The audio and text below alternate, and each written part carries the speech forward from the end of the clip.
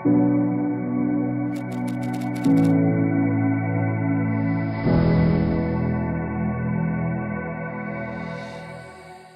मैं पूरे दिन में कितना ही ज़्यादा मसरूफ़ क्यों ना हूँ,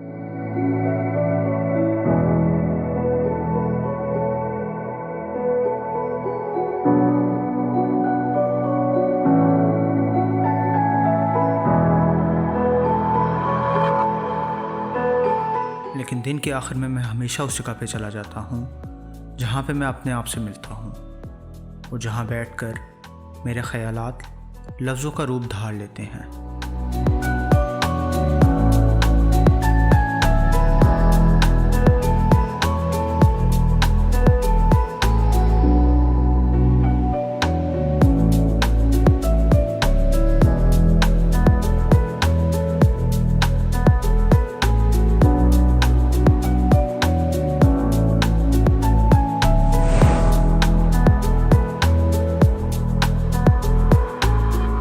शायद यही वो जगह है जहाँ मुझे तमानियत भरे लम्हात मुयस्सर आते हैं।